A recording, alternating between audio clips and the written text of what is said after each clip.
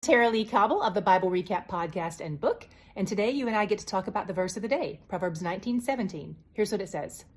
Whoever is kind to the poor lends to the Lord, and he will reward them for what they have done. This verse really gives us a glimpse into God's heart. God loves generosity. God loves the poor. What's interesting to me about this verse is that King Solomon is the one who is attributed with writing it, and he was the wealthiest man who ever lived. Sometimes it can be easy or even natural to despise or mistrust people who have a different socioeconomic status than us. So it would have been very natural for him as a wealthy person to have turned his nose up at the needy, or even to have been so removed and distant from them that he didn't even think about them at all because he was so sheltered away in his palace.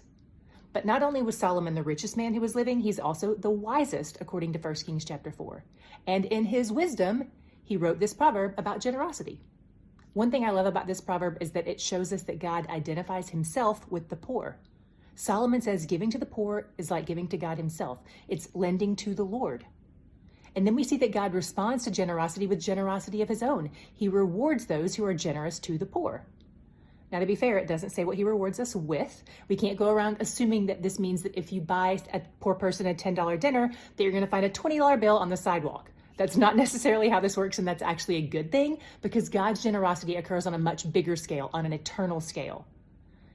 It's possible that it means you might get a financial reward, sure, but it's also possible that it means something less tenuous and fleeting, something more substantial, like joy and peace or humility and gratitude.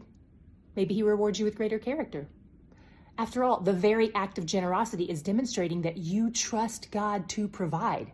You're building your character through that, by demonstrating that trust, because it shows that you trust that God will meet your needs, even as you give away some of your means.